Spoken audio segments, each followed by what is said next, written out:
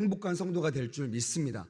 그래서 이 수요 통독 강해를 통해서 정말 성령님을 인정하고 환영하고 모셔드리는 그런 귀한 시간 되기를 주님의 이름으로 축복합니다. 자, 화면을 이제 넘겨주세요. 자, 우리 오늘 나누실 말씀은 사도행전 23장부터 25장 말씀입니다. 이제 어느덧 거의 후반부로 저희가 달려가고 있고요. 이 화면을 보면서 여러분 다시 한번 이제 마무리하는 단계 속에서 혹시 우리가 놓치고 있다면 다시 한번 마음에 새기는 시간 되었으면 좋겠습니다. 제가 사도행전을 처음에 강의할 때 여러분들에게 소개한 것이 있어요. 바로 이건데요. 사도행전은 원래 예수님과 성령의 행전입니다. 그러니까 이 사도행전의 주인공은요, 사도들이 아니에요. 이 사도행전을 강의할 때 많은 목회자들이 실수하는 경우, 제가 봤을 때는 실수하고 그렇기 때문에 은혜가 안 되는 이유가 뭐냐면 사도들한테 집중을 합니다. 이런 사도가 위대하다. 베드로, 또 후반전에는 바울 사도처럼 됩시다. 아니요. 사도행전은 여러분 바울이나 베드로처럼 되라는 말씀이 없습니다. 사도행전은요, 처음과 끝이 성령이시고 성령을 통하여 28장까지 지금 저희가 있는 이유가 사도행전 성령의 행전이 여기서 끝난 것이 아니라 계속해서 지금도 현재 진행 중에 있기 때문에 아쉽지만 28장으로 성령 행전이 마무리가 되어 있는 것이에요. 그래서 지금 우리는요, 그 어느 때보다 사도행전을 묵상하고 사도행전을 통하여 지금도 동일하게 이 예배의 주인공이시고 이 성전의 주인공이시고 또한 이 시대의 주인공이신 성령님을 인정하고 환영하고 모셔드려야 됩니다. 그러면 이걸 놓치면요, 성령 시대에 도태됩니다. 성경에 보면요, 요한계시록 보면 마지막 때는 추수의 때가 있습니다.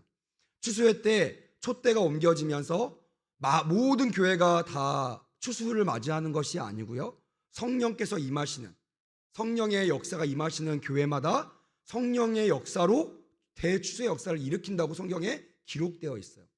그게 뭐냐면 지금 우리 시대가 바라봐야 될 것입니다. 수많은 교파가 있습니다. 수많은 목회자들이 있습니다. 교파가 다르고 목회자의 성향이 다르지만 반드시 모두 다 똑같이 고백해야 될 것은요, 지금은 성령 시대라는 것이에요. 믿으시면 아멘. 그래서 여러분 성령을 사모하셔야 됩니다. 구약 시대 때는 하나님께서 이 우주 만물을 창조하셔 창조주 하나님께서 주인공이셨어요. 삼위일체 하나님, 초등학생들도 가르칠 거 저는 믿습니다.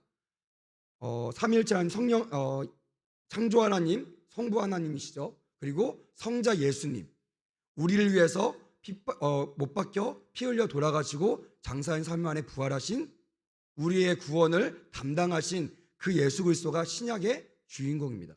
그리고요, 구약과 신약이 지나고 지금 이 성령 시대에는요, 주인공이 성령님이세요. 그래서 여러분 성경을 보시면요, 사도행전 이후로는요, 가장 성경에서 주목하는 것은 하나님도 예수님도 아니라 성령님이십니다. 왜냐하면 예수님을 알려면 성령님을 통하여 알 수 있기 때문에 그래요. 창조주 하나님을 우리가 깨달으려면요, 성령님을 통하여, 성령님이 조명하심을 통하여 우주 만물이 그냥 지어진 것이 아니라 하나님의 섭리로 지어진 것을 성령을 통하여 깨달을 수 있습니다.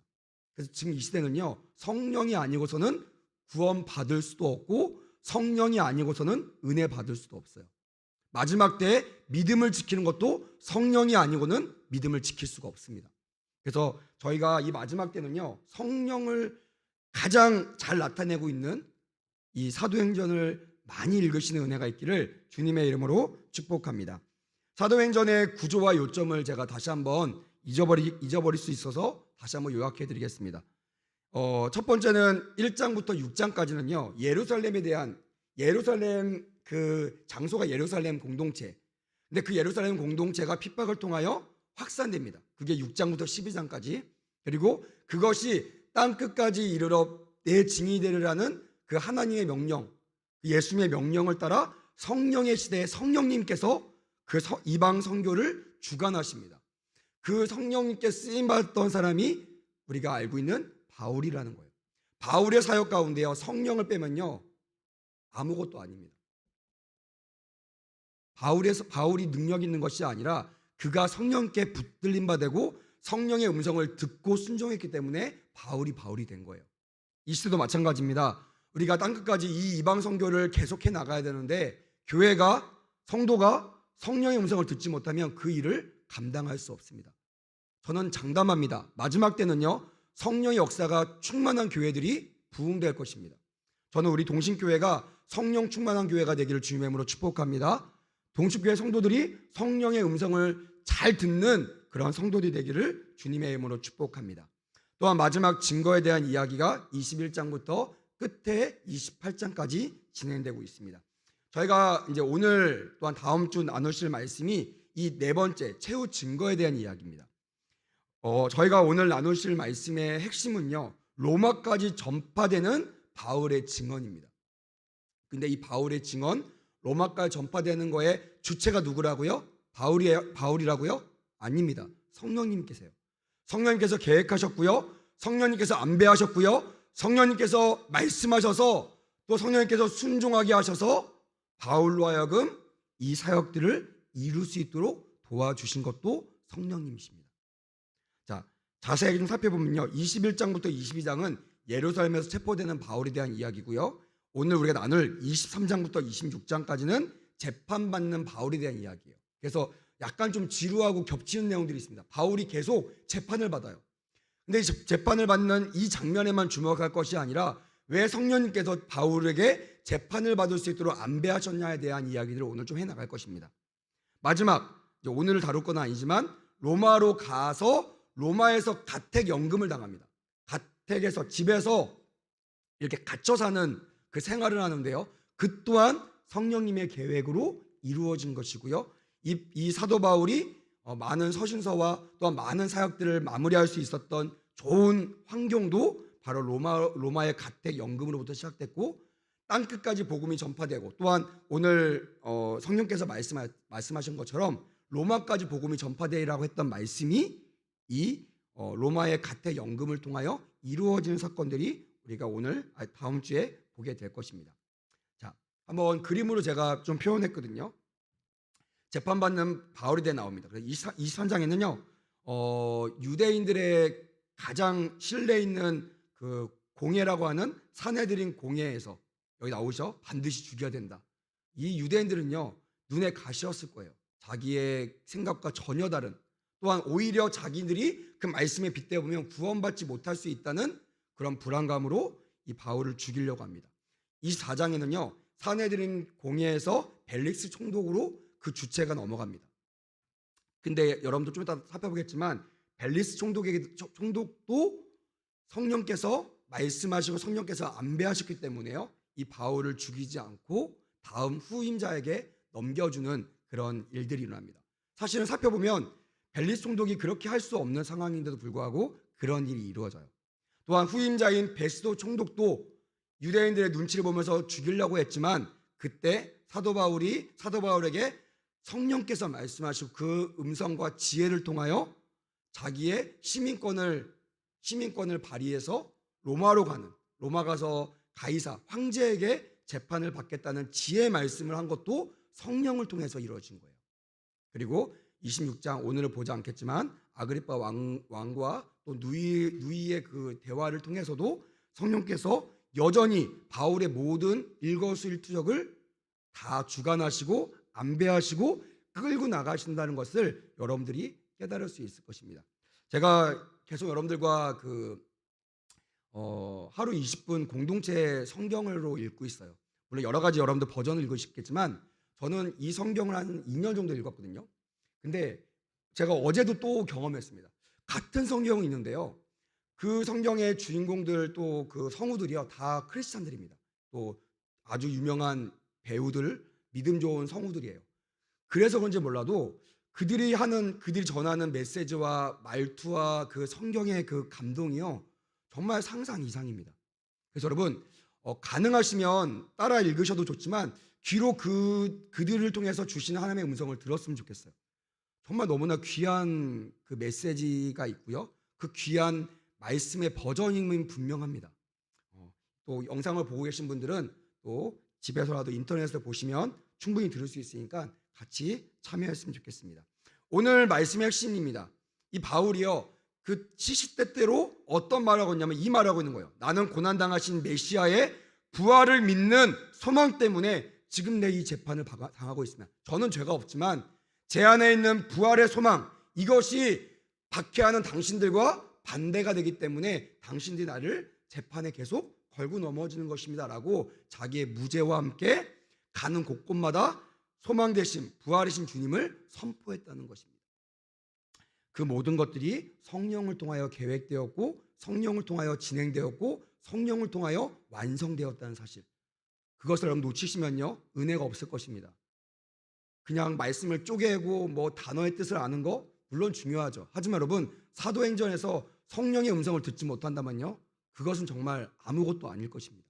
오늘 저와 함께 성령의 음성을 들어가며 말씀을 나눴으면 좋겠습니다. 자, 23장 말씀을 같이 한번 살펴보겠습니다. 1절부터 11절까지는요 교회 앞에서 변론하는 바울에 대한 이야기가 나옵니다. 이 바울의 변론은요 항상 아까 제가 앞에 만화를 통해서 보여줬듯이 항상 바울의 변론은 그냥 변명이 아닙니다. 내가 이게 아니고요 저게 아니고요 하는 것이 아니라 나의 당위성. 그래서 교회에서 변명은요 당위성을 말하고 있는, 세상의 변명과 다릅니다. 교회에서 변명이라는 단어를 쓸 때는요 항상 이 바울의 변명을 기억해야 됩니다. 세상적인 변명이 아니에요. 내가 복음으로 계속 말씀을 전해야 되는 거예요. 그 전도하다가도요 어떤 사람들 그러잖아요. 아, 당신은 왜 이렇게 나를 귀찮게 합니까? 당신 나에게, 내가 듣고 싶지 않은데 왜 나에게 이 복음을 전합니까? 왜 나를 귀찮게 하고 나를 괴롭게 합니까? 라고 얘기했을 때요 세상적인 변명을 하시면 안 됩니다.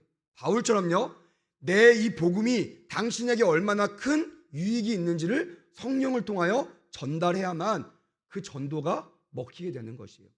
제가 3년 동안 능력 전도를 했었거든요.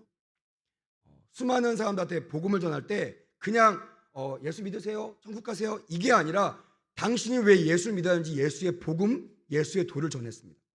처음에는요 막 저주하는 사람, 피하는 사람, 소리 지르는 사람, 별사람 다 있습니다. 그냥 저는 사탕 주고 보내는 게 아니거든요. 따라가면서 그에게 짧지만 간결한 메시지가 있는 복음을 전합니다. 지금 저희 청년들과 제가 그 말씀을 나누면서 마지막에 이 복음을 계속 나누고 있어요. 그거를 주의 깊게 듣는 청년들은 아마 그동안 보지 못했던 복음의 진수를 깨달았을 거고요. 넘어간 친구들은 좀 아쉽지만 그냥 넘어갔을 수 있을 것입니다.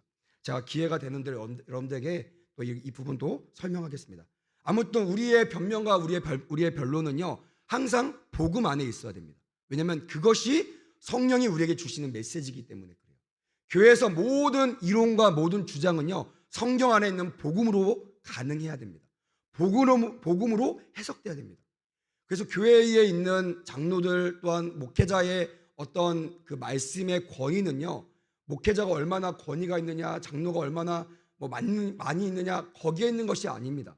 교회가 얼마나 전통이 있냐가 아니라 그들이 하는 말이 과연 복음에 합당한가, 그들이 하는 말이 과연 성경에 응하여져 있는가, 이것이 여러분 모든 말의 힘이고 그 교회의 힘입니다. 그래서 항상 목회자와 장로들과 교회의 중직들은요 말씀을 알아야 돼요. 말씀을 깨달을 뿐만이 아니라 지금 나에게 하시는 저자 직강, 성경을 누가 쓰셨어요? 성경이 기록하셨어요. 성령께서 하시는 저자 직강을 들으셔야 됩니다. 그리고 그 말씀에 반응하셔야 돼요. 또한 12절부터 22절까지는 바울의 살해 음모에 대해서 성령께서 알려주셨어요. 여러분 이거 그냥 바울이 똑똑해서 안 거 아닙니다. 어느 날 갑자기 딱 눈치채가지고 야 나를 죽이려고 하구나 이게 아니고요. 성령께서 그 음모를 밝혀주시고 드러나게 하신 거예요. 여러분 이거를 쭉 따라오시면서 항상 성령을 그냥 배제하시면 안 됩니다. 모든 것이요 성경에 성령이라는 단어가 없어도 모든 주관자는 성령님이세요. 그렇게 보셔야 성경을 정확하게 알 수 있고요 성경을 통하여 은혜를 받을 수 있어요. 또한 23절부터 35절까지는요 가이사라로 이송하는 바울에 대한 이야기가 나옵니다. 한번 저랑 같이 우리 포인트를 짚어가면서 말씀을 좀 나누려고 합니다. 자, 내용은 이렇습니다. 바울이 로마 시민임을 우리가 지난주에 알았어요. 우리 이정환 목사님이 다 얘기하셨죠. 그걸 가지고 수많은 혜택을 받습니다. 근데 가장 그 말에 민감했던 사람은 누구냐면 천부장이었어요. 왜냐하면 몰라서 막 매도 때리고요. 막 그 바울을 누르려고 압박하고 막 엄청나게 막 겁박하고 수많은 나쁜 짓을 성경에는 자세하게 기록되지 않았지만 했겠죠. 근데 그가 깨달아요. 와, 내가 건든 사람이 로마 시민이구나.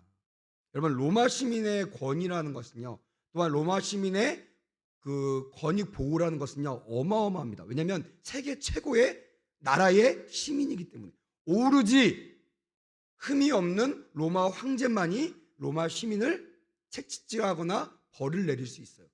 감히 천부장도 그 영역을 넘어가면 신의 영역을 침범하는 거기 때문에 여기에 대한 두려움이 천부장에게 밀려왔을 거예요. 그리고 나서 나중에 여러분 그 성경 읽을 때 영상도 한번 보세요. 분위기가 어떻게 바뀌었는지. 이 밧줄을 푸는 것뿐만이 아니고요. 그가 당당하게 누가 죄인이고 누가 대변인 변호사인지를 모를 정도로 당당하게 그 뜰을 돌아다닙니다. 그걸 누가 보호했냐면, 누가 안배했냐면 성령께서 천부장 마음 가운데 두려움을 심어주신 거예요. 그래서 천부장이 바울을 두려워하게 만들고 바울 안에 있는 성령을 두려워하게 만든 겁니다. 그래서 유대인들의 눈치를 보고 바울의 눈치를 보고 어떡하지도 못하고 쩔쩔매는 장면들이 나옵니다. 하지만 유대인들은요, 성령을 사모하거나 성령의 음성을 듣지 못하기 때문에 끝까지 잘못된 길로 갑니다. 저는 이 장면을 보면서 왜 처음부터 하나님께서 선택한 이 백성이 이렇게까지 타락했나. 여러분, 성경을 보시면 나와요. 어느 순간부터요, 율법이 지금 이 시대를 장악하고 있는 성령의 음성보다 율법이 앞서 있어요. 이거는요, 지금 이 시대를 살고 있는 우리에게 정말 아주 중요한 메시지를 전하고 있습니다. 저희 성경을 읽습니다. 중요합니다. 성경 가리킵니다. 중요합니다. 성경 쪽에서 연구하며 중요합니다. 하지만 그것보다 더 중요한 것은 그 성경의 로고스 말씀이 지금 살아있는 레마의 말씀으로 오는 그 말씀을 받느냐 못 받느냐에 따라서 유대인으로 남을 수 있고 거듭난 그리스도인으로 바뀔 수 있다는 거예요. 여러분, 로고스의 말씀이 아니라 지금 나에게 말씀하시는 레마의 말씀을 받으시는 은혜가 있기를 주님의 이름으로 축복합니다. 아멘. 그래야지 우리가 이 유대인들처럼 되지 않는다는 것이에요. 자, 그래서 이들이 유대교의 최고 법정 기관인 산헤드린 공회를 열어서 그 수많은 율법학자들과 바리새인 서기관들과 함께 이 바울을 공격하려는, 또한 바울의 그 문제점, 왜 도대체 바울을 죽이려고 하는지를 공식화시키려는, 공론화시키려는 그런 움직이들 합니다. 자, 첫 번째 포인트예요. 한번 여러분 그 지금 혹시 보이실 수 있는지 모르겠어요. 이 보라색 한번 보이시는 분들만 한번 읽어보겠습니다. 시작. 성령께서 주시는 지혜로 위기를 모면함. 여러분, 이 장면을 읽을 때요, 그냥 뭐 산헤드린 공회가 어떤 공회인지 이거 연구하는 거 물론 중요합니다. 하지만 그거 안다고 해서 여러분 성령의 음성을 들을 수 있는 게 아니에요.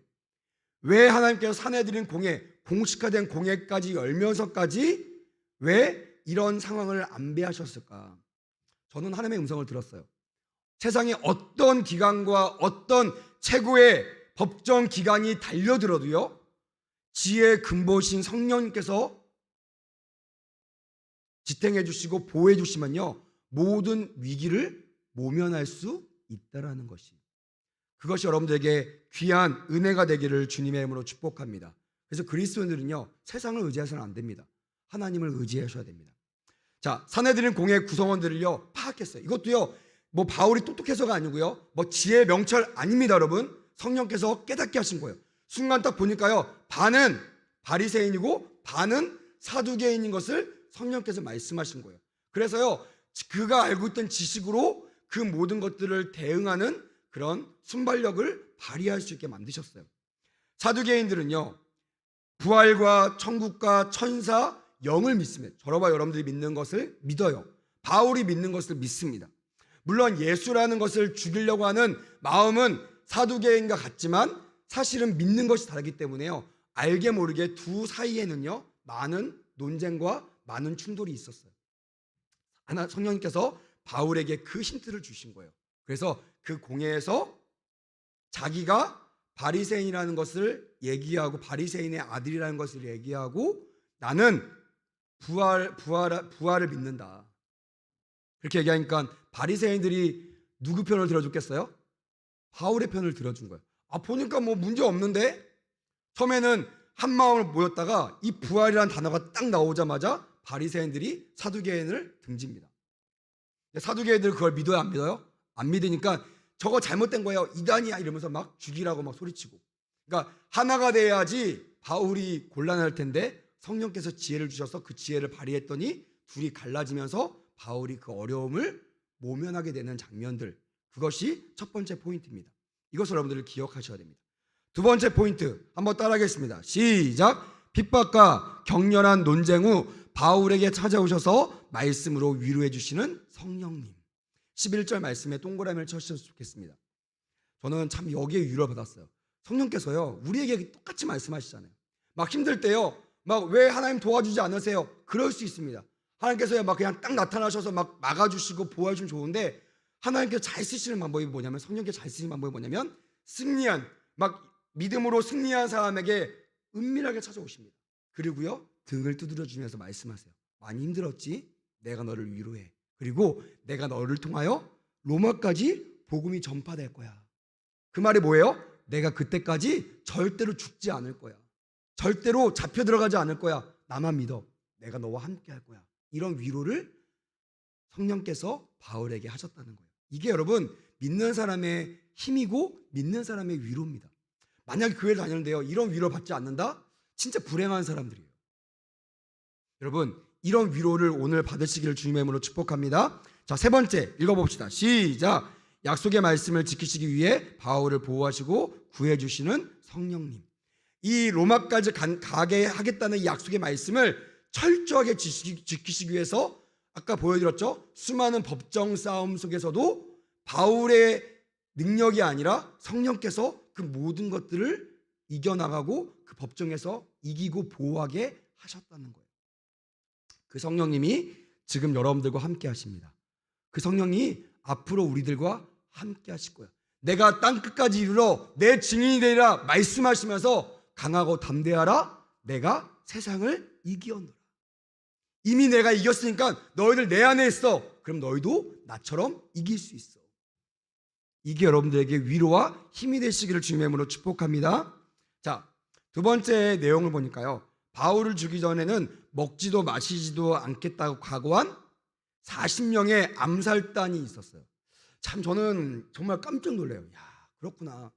제가 저번에도 한번 설명했듯이 교회가요 막 믿음을 지키면요 잘 될 것 같죠? 안 됩니다, 여러분. 방해 공작이 얼마나 심한지 몰라요. 믿음 좋은 사람들이 여러분 그 믿음 막 지킨다고 사람들이 막 너무 존경할 것 같습니까? 아니에요. 저도 43년을 교회에서 생활했어요. 그것도 앞서 행했습니다. 20 몇 년을요 교회 리더자로 생활했어요. 해보니까요 오히려 그냥 적당히 신앙생활하는 사람들이요 인기 많고요, 적당히 신앙생활하는 사람들이 교회 마찰이 없어요. 근데요 좀 도드라진 사람 있죠. 믿음으로 막 충만한 사람, 성령께서 좋아하는 사람을요 사단은 싫어하기 때문에 믿음 안 좋은 사람들 막 충동질 해가지고 막 질투심 유발하게 만들고 막 그 사람의 막 꼬투리 잡게 하고 괜히 눈에 막 가시처럼 여기게 하고 마음에 안 드는 거예요. 왜 너만 잘났어? 이러면서 믿음 좋은 교회가 핍박을 많이 당합니다. 그래서 여러분 코로나 때요 믿음 좋은 교회들이요 참 많이 멸시를 당했습니다. 근데 여러분 보십시오. 마지막 때 한번 결산할 것입니다. 누가 앞에 설지를 주님께서 보여주실 거예요. 그것을요 이 3장 말씀을 통해 미리 우리에게 말씀하신 거예요. 너희들이 믿음을 나갈 때 절대로 주의할 게 있는데 이 40명의 암살단이 있을 것이다. 너희들을 무너뜨리려고 하는 사탄의 앞잡이들이 있을 것이다. 교회 안에도 있습니다. 목회자 안에도 있습니다. 교회 중직들 안에도 있어요. 그래서 교회가 시끄러운 거예요. 성령 안에서 하나가 되면요 시끄럽지 않습니다. 오히려 더 활기찹니다. 근데요 이런 사람들이 있기 때문에 교회가 분란이 많은 거예요. 혹시 교회가 분란이 있습니까? 그렇다면 여러분 다시 한번 성령으로 하나가 되시기를 주님의 이름으로 축복합니다. 자, 40명의 암살단을 보호하기 위하여 그냥 홀로 내버리지 아니하시고 보호하기 위하여 이 천부장을 사용하십니다. 천부장의 마음 가운데 두려움을 줍니다. 저 사람이 암살당하면 그 책임을 내가 물 텐데 이러면서요 그 총독이 머무는 가이사랴라는 그 지역으로 바울을 보내기로 결정할 뿐만이 아니라 그를 안전하게 보호하기 위하여 무려 470명, 이 천부장의 내 병력의 반 정도 되는 그런 병력을 이동시키면서 이 한 사람의 죄수를 안전하게 이동하는 데까지 성령께서 사용하시는 장면들을 보세요. 얼마나 신기합니까? 놀랍습니까? 여러분, 그래서요, 하나님 믿는 사람들이나 성령을 의지하는 사람들은 절대 망하지 않습니다. 하나님께서 보호하시는 것을 믿으시길 주님의 이름으로 축복합니다. 병사가 470명만 있는 것이 아니라 무려 여러분, 그 엄청난 뛰어난 말, 이 천병이 갖고 있는 말은요, 그냥 일반 말이 아닙니다. 아주 뛰어난 말 70마리까지 같이 동원됐다는 사실. 최고의 것으로 최고의 장수와 말로 하나님의 사자를 보호하신다는 사실을 기억하시길 주님의 이름으로 축복합니다. 또한 이 가이사랴에서 2년 동안 구금 시간이 있었는데요. 뭐 남들은 어떻게 평가할지 모르겠습니다. 저는 근데 하나님께 물어봤더니 성령께서 저에게 말씀하시더라고요. 이 가이사랴 2년 동안 바울의 지쳐있는 몸과 마음을 회복하는 시간이었다라고 저에게 말씀해 주셨어요. 이건 저에게 주신 말씀이니까 진리가 아닐 수 있습니다. 저는 여기에 참 은혜를 받았어요. 아, 그렇구나. 이런 상황을 통해서도 구금이었지만 그 상황을 통해서도 회복의 시간을 주실 수 있구나. 그런 은혜가 여러분들에게 있기를 주님의 이름으로 축복합니다. 자, 그럼 우리 23장을 한번 우리 읽어보도록 하겠습니다. 바울이 공회를 주목하여 이르되, 여러분 형제들아, 오늘까지 나는 범사의 양심을 따라 하나님을 섬겼노라. 대제사장 아나니아가 바울 곁에 서 있는 사람들에게 그 입을 치라 명하니, 회칠한 담이여, 하나님이 너를 치시리로다. 내가 나를 율법대로 심판한다고 앉아서 율법을 어기고 나를 치라 하느냐? 곁에 선 사람들이 말하되, 하나님의 대제사장을 네가 욕하느냐? 형제들아, 나는 그가 대제사장인 줄 알지 못하였노라. 기록하였으되 너의 백성의 관리를 비방하지 말라 하였느니라. 바울이 그중 일부는 사두개인이요 다른 일부는 바리새인인 줄 알고 공회에서 외쳐 이르되, 여러분 형제들아, 나는 바리새인이요 또 바리새인의 아들이라. 죽은 자의 소망 곧 부활로 말미암아 내가 신문을 받노라. 그 말을 한즉 바리새인과 사두개인 사이에 다툼이 생겨 무리가 나누어지니, 이는 사두개인은 부활도 없고 천사도 없고 영도 없다 하고 바리새인은 다 있다 함이라. 크게 떠들세 바리새인 편에서 몇 서기관이 일어나 다투어 이르되, 우리가 이 사람을 보니 악한 것이 없도다. 혹 영이나 혹 천사가 그에게 말하였으면 어찌하겠느냐? 큰 분쟁이 생기니 천부장은 바울이 그들에게 찢겨질까 하여 군인을 명하여 내려가 무리 가운데서 빼앗아 가지고 영내로 들어가라 하니라. 그날 밤에 주께서 바울 곁에 서서 이르시되, 담대하라. 네가 예루살렘에서 나의 일을 증언한 것 같이 로마에서도 증언하여야 하리라. 날이 새매 유대인들이 당을 지어 맹세하되, 바울을 죽이기 전에는 먹지도 아니하고 마시지도 아니하겠다 하고 이같이 동맹한 자가 40여 명이더라.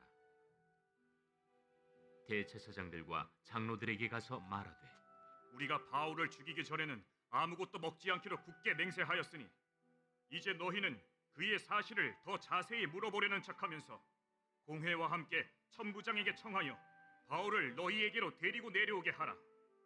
우리는 그가 가까이 오기 전에 죽이기로 준비하였노라. 바울의 생질이 그들이 매복하여 있다 함을 듣고 와서 영내에 들어가 바울에게 알린지라.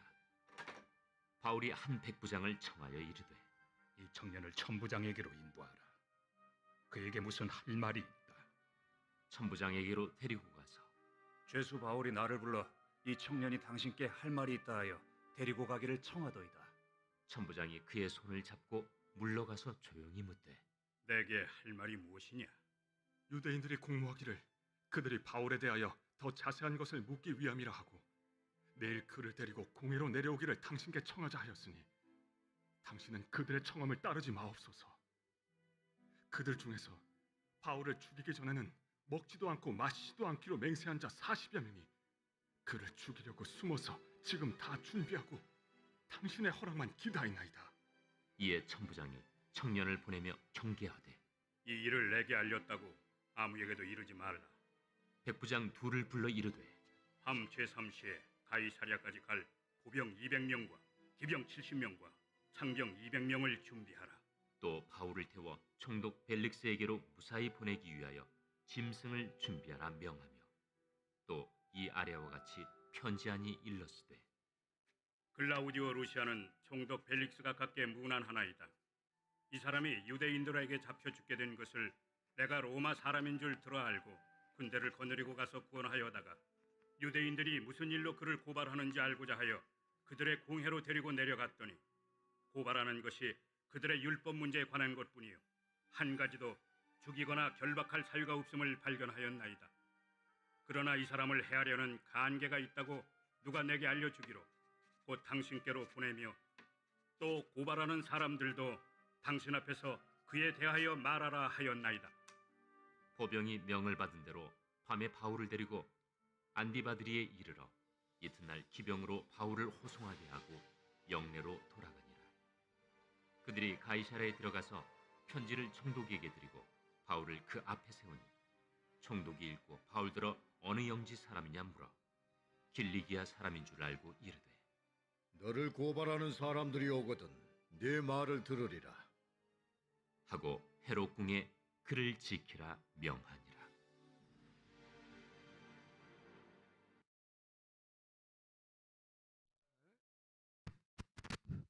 이 4장을 보겠습니다. 자, 여기 내용을 보니까 1장 1절부터 12절까지는 변호사 더둘로의 고소 내용들이에요. 혼자가 안 되니까 변호사까지 대동해서 이 바울을 고발하는 내용입니다. 또한 14절부터 22절은 바울의 변증 내용. 이 변증 내용도 똑같습니다. 나에겐 죄가 없고 나는 소망의 예수님, 부활의 예수님을 전할 뿐이다 라고 말했고요. 23절부터 27절까지는 총독 벨리스의 반응들을 말하고 있습니다. 자, 대제사장 아나니아는 바울을 고소하기 위해 변호사 더둘로를 데리고 가이사랴까지 찾아오는 내용입니다. 자, 첫 번째 포인트는요. 한번 같이 읽어보겠습니다. 시작. 사람의 감언이설보다 더 센 성령님의 감동으로 전하는 진리의 말씀. 여기에는 두 가지 그 장면이 대조되어 있습니다.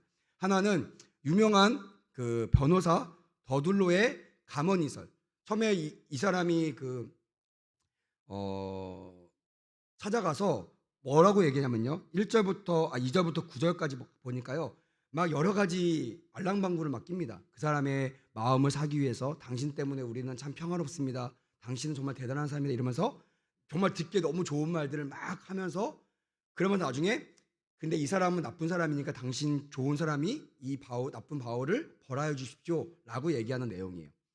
하지만 이 바울이 변론할 때는요. 다른 말 하지 않습니다. 뭐 당신은 뭐 훌륭합니다 이런 얘기하지 않고요. 내가 당신이 재판관인 줄 압니다. 딱 그 말밖에 없어요. 자, 잘 들으십시오. 제가 얘기하는 걸 잘 들으세요 이러면서 막 자기의 변론들을 복음을 제시합니다. 인간적으로 봤을 때는요. 사람이니까 누구 편을 들겠어요? 자기를 칭찬하는 사람 편을 드는 게 맞잖아요. 근데 성령께서는요. 그 모든 감언이설보다 성령의 감동으로 승리하는 장면들을 오늘 본문에 보여주고 있는 것입니다. 벨릭스는요. 바울을 처결하지 않고 나중에 보니까 이 아내와 함께 바울을 찾아가 바울의 말씀을 듣는 정말 어떻게 보면 말도 안 되는 그런 사건도 벌어집니다. 죄수인데 죄수한테 가서 그의 복음을 듣는 거예요. 그러니까 이미 이 벨릭스는 바울을 벌할 마음이 없습니다. 그냥 눈치만 보고 그래서 수년을 계속 버티고 기다리고 벌을 주지 않고 시간을 끄는 장면들이 나와요. 한번 읽어보겠습니다. 이 4장. 닷새 후에 대제사장 아나니아가 어떤 장로들과 한 변호사 더둘로와 함께 내려와서 총독 앞에서 바울을 고발하니라. 바울을 부르매 더둘로가 고발하여 이르되 벨릭스 각하여, 우리가 당신을 힘입어 태평을 누리고 또 이 민족이 당신의 선견으로 말미암아 여러 가지로 개선된 것을 우리가 어느 모양으로나 어느 곳에서나 크게 감사하나이다. 당신을 더 괴롭게 아니하려 하여 우리가 대강 여짜옵나니 관용하여 들으시기를 원하나이다. 우리가 보니 이 사람은 전염병 같은 자라. 천하에 흩어진 유대인을 다 소유하게 하는 자요, 나사렛 이단의 우두머리라. 그가 또 성전을 더럽게 하려 함으로 우리가 잡아싸우니 당신이 친히 그를 신문하시면 우리가 고발하는 이 모든 일을 아실 수 있나이다. 유대인들도 이에 참가하여 이 말이 옳다 주장하니라. 총독이 바울에게 머리로 표시하여 말하라 하니 그가 대답하되 당신이 여러 해 전부터 이 민족의 재판장 된 것을 내가 알고 내 사건에 대하여 기꺼이 변명하나이다. 당신이 아실 수 있는 바와 같이 내가 예루살렘에 예배하러 올라간 지 열이틀밖에 안 되었고 그들은 내가 성전에서 누구와 변론하는 것이나 회당 또는 시중에서 무리를 소동하게 하는 것을 보지 못하였으니 이제 나를 고발하는 모든 일에 대하여 그들이 능히 당신 앞에 내세울 것이 없나이다. 그러나 이것을 당신께 고백하리이다.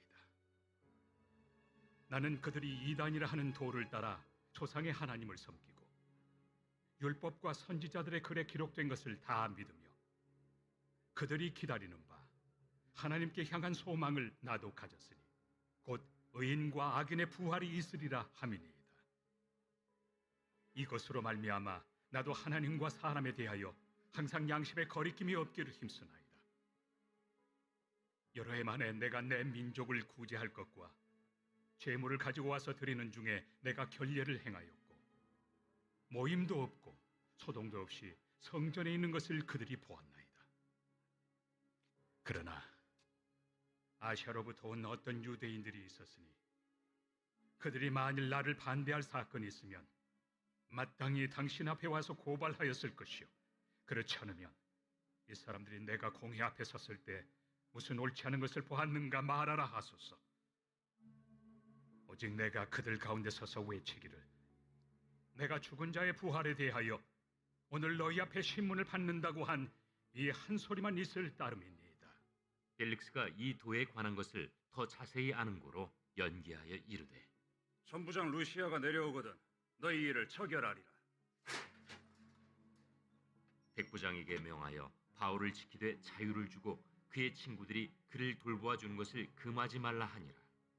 수일 후에 벨릭스가 그 안에 유대 여자 두루실라와 함께 와서 바울을 불러 그리스도 예수 믿는 도를 듣거늘 바울이 의와 절제와 장차 오는 심판을 강론하니 벨릭스가 두려워하여 대답하되 지금 가라. 내가 틈이 있으면 너를 부르리라.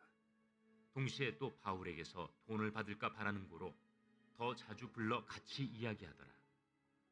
이태가 지난 후 보르기오 베스도가 벨릭스의 소임을 이어받으니 벨릭스가 유대인의 마음을 얻고자 하여 바울을 구류하여 두니라. 여러분들 이 아까도 말했듯이 하나님 성령께서 찾아오셔가지고 로마까지 갈 것이다. 그때까지 걱정하지 말라고 말씀하셨죠. 그리고 그때부터 이 사도 바울의 모든 재판 여정을 성령께서 책임지십니다. 재판장을 만나도 그 바울의 마음을 그 바울이 아는 도를 인정하는 사람을 만나게 하시고 또한 그를 통해서 구금되어 있는데 뭐라고 해요? 여기 보니까 바울에게 자유를 주고 그의 친구들이 그를 돌보아 주는 것도 금하지 말라 하고요. 또 가서 주회장한테 와서 말씀을 듣는 것처럼 바울한테 와서 하나님의 말씀을 들었다라고 성경은 증언하고 있는 것입니다. 여러분 이런 사실들을요 그냥 이것을 우연이나 정말 운이 좋네 이렇게 해석하면요 이 말씀이 은혜가 안 됩니다. 여러분들의 하는 모든 일거수일투족 여러분들은 계획한 것이 아닐지라도요 성령께서 여러분들의 모든 삶과 여정을 계획하십니다. 그리고 거기에 순종하는 자들에게 하나님의 사람들을 성령께서 도와주시고 인도해 주시며 앞길을 모르는 우리들에게 보장된 앞길을 열어주시는 축복을 주신다는 거예요. 그래서 덮어놓고 기복신앙 이게 아니라 하나님께서 우리의 앞길을 인도하시는 것을 알기 때문에 그 하나님을 믿는 믿음으로 복 주실 주님을 의지하는 마음으로 나가는 거예요. 우리는 샤머니즘이 아닙니다, 여러분. 비나이다가 아니고요. 나의 한계를 뛰어넘는 나의 말발보다 나의 학력보다 나의 어떤 능력보다 더 뛰어나신 그 하나님께서 나를 책임지신다는 이 믿음으로 그 하나님을 의지하는 마음으로 나가는 거예요. 사랑하는 성도들 이 말씀을 통하여 이 성령님을 만나시는 은혜가 있기를 주님의 이름으로 축복합니다. 자, 마지막 25장입니다. 25장에 보니까 1절부터 12절까지는 베스도 앞에서 변론하는 바울입니다. 베스도는 이 벨릭스 후임인데요. 아까 우리 마지막 절에 24장 마지막 절에도 보셨겠지만 베스도는 벨릭스와 다릅니다. 유대인들 눈치를 많이 보고요. 그래서 이미 그 마음 가운데 성령이 아니기 때문에 이미 그 마음 가운데 바울을 넘겨주려고 하는 마음이 있었어요. 그것을 누가 알려주셨다고요? 성령께서 바울에게 깨닫게 하신 거예요. 그리고 바울에게 기발한 이것을 헤쳐나갈 방법, 시민권이라는 방법을 사용하게 가르쳐 주셔서 바울이 순종함으로 말미암아 헤쳐나가는 로마까지 복음이 전파되는 순탄한 길을 걸어갈 수 있는 그 여정들이 우리 25장에 잘 기록되어 있습니다. 바울은요, 로마 시민으로서 그가 사용할 수 있는 최후의 법정 수단인 로마 황제인 가이사랴에게 재판을 청구하는 이 방법을 사용했다는 것이에요. 그래서 여러분들 하나님께서 말씀해 주시는 성령께서 말씀해 주시는 그 음성을 따라 나가면요 절대 실패가 없습니다. 왜 이 시대에 수많은 교회들과 수많은 성도들이 어려움을 당하냐면요 하나님의 음성을 듣지 않기 때문에 그래요. 기도할 때도요 주의 음성을 듣지 않고요 내 음성을 들으라고 합니다. 내 음성 주님 들으세요. 내가 기도할 테니까 들으세요. 이러니까 기도응답이 안 되는 거예요. 저는 수많은 기도응답의 현장에 있었습니다. 가르쳤어요. 이 진리를 가르쳤습니다. 말씀을 통하여 가르쳤습니다. 너의 얘기를 들으라 말하면 절대 안 들을 것이다. 안 들려질 것이다. 하나님의 음성을 네가 듣고 너의 입으로 하나님께 그 하나님의 뜻을 아뢰면 하늘에서 그 뜻이 이루어진 것처럼 이 땅에서도 이루어질 것이라는 말씀이 이루어질 것이다. 여러분 이것이요 기도응답의 진리입니다. 믿으셨으면 좋겠어요. 그래서 기도할 때 항상 주의 음성을 들으셔야 돼요. 어려울 수 있어요. 안 해보신 분은 어려울 수 있어요. 하지만 사도행전을 읽으시면서 이 부분들을 같이 해나가는 은혜가 있기를 주님의 이름으로 축복합니다. 자, 그래서 마지막 이 포인트만 읽고 마무리하겠습니다. 인간의 생각을 뛰어넘는 하나의 방법이에요. 바울은 그냥 주신 말씀을 가지고 내가 이제 위험하니까 내가 로마로 피신하겠다라는 인간의 생각을 가지고 나갈 수 있었을 거예요. 인간이 할 수 있는 최고의 방법이었을 겁니다. 하지만 그 너머에서는요 성령께서 그 복음이 로마까지 전해지기 위한 그 여정으로 이 바울의 이 시민권도 사용하셨다는 것. 그래서 살기 위한 최후의 방법이 로마까지 복음이 전해지는 방법이 되었다는 것. 그래서 앞으로 우리가 하는 모든 방법들이요 선하게 이루어지려면요 성령의 음성을 듣고 나가야지만 교회와 여러분들의 삶이 형통하게 될 수 있는 거예요. 경험 가지고 안 됩니다. 습관 가지고 안 돼요. 이제는요 내 의지 가지고도 안 됩니다. 하나님의 음성을 듣고 순종하는 자들만이 하나님이 예비하셨던 축복의 길을 걸어갈 수 있음을 믿으시면서 마지막 25장을 함께 읽어보도록 하겠습니다. 제25장. 베스도가 부임한 지 3일 후에 가이사랴에서 예루살렘으로 올라가니 대제사장들과 유대인 중 높은 사람들이 바울을 고소할세 베스도의 호의로 바울을 예루살렘으로 옮기기를 청하니 이는 길에 매복하였다가 그를 죽이고자 함이더라. 베스도가 대답하여 바울이 가이사랴에 구류된 것과 자기도 멀지 않아 떠나갈 것을 말하고 너희 중 유력한 자들은 나와 함께 내려가서 그 사람에게 만일 옳지 아니한 일이 있거든 고발하라. 베스도가 그들 가운데서 8일 혹은 10일을 지낸 후 가이사랴로 내려가서 이튿날 재판자리에 앉고 바울을 데려오라 명하니 그가 나오매 예루살렘에서 내려온 유대인들이 둘러서서 여러 가지 중대한 사건으로 고발하되 능히 증거를 대지 못한지라 바울이 변명하여 이르되 유대인의 율법이나 성전이나 가이사에게나 내가 도무지 죄를 범하지 아니하였노라.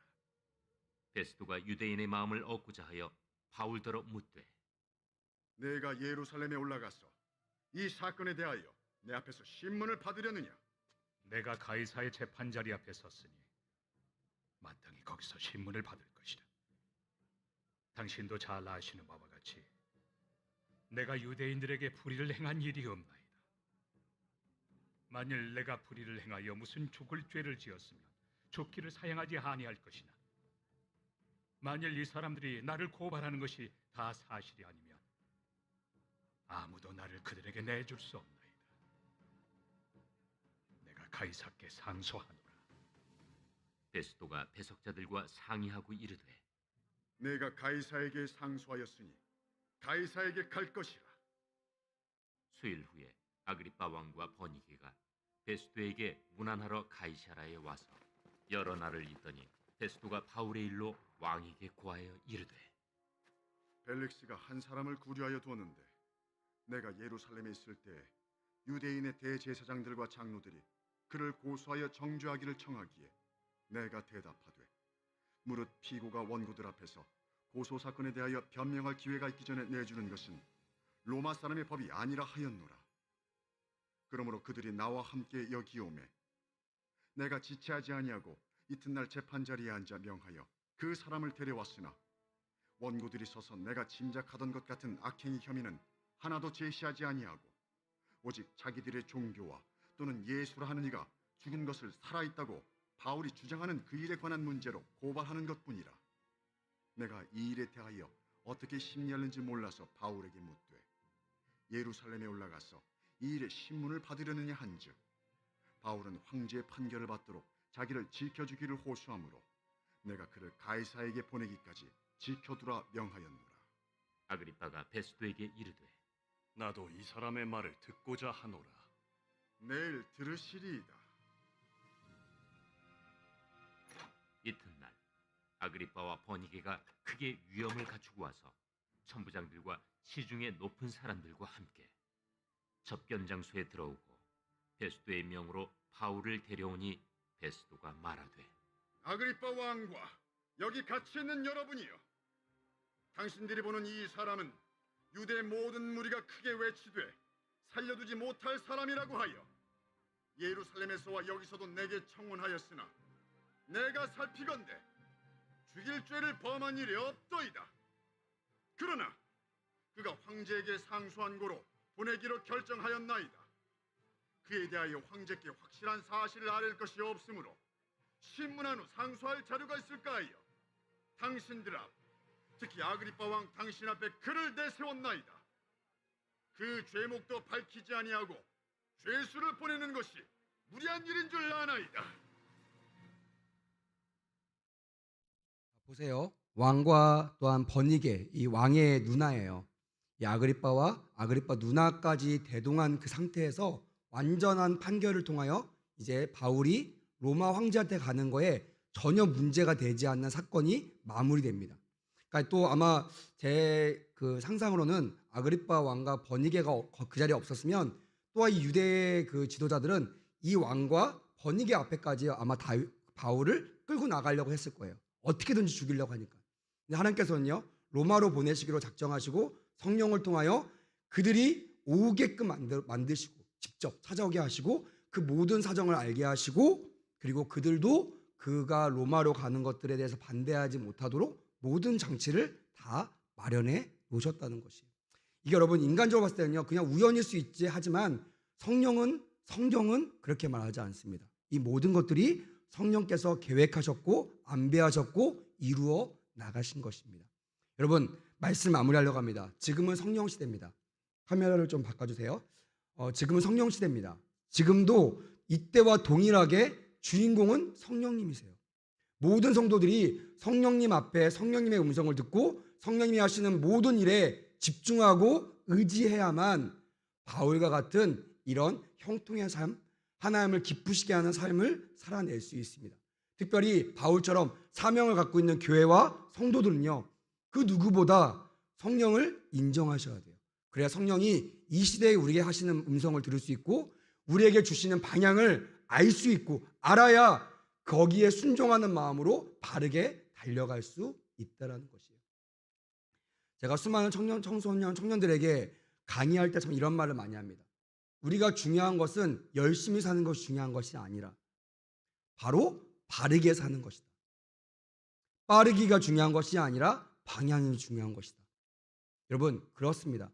우리가 열심히 사는 거 세상은 그게 잘한다고 하고 그게 최고라고 합니다. 하지만 아니에요. 믿는 사람은요, 열심히 사는 것이 목표가 되어서는 안 됩니다. 바르게 살아야 됩니다. 성령이 우리에게 하시는 말씀을 바르게 들으시고요, 그 바르게 듣는 말씀에 바르게 순종하여 주님이 원하시는 길로 함께 걸어가시는, 그래서 주님이 주시는 축복, 주님이 주시는 사명을 능히 감당해 나가는, 그래서 마지막 주님 만나는 날 잘했다 충성된 종아 잘하였도다 라고 칭찬과 상급과 면류관 받는 우리 동신교회와 성도들 되시기를 주님의 이름으로 축복합니다. 우리 한번 통성을 한번 기도했으면 좋겠습니다.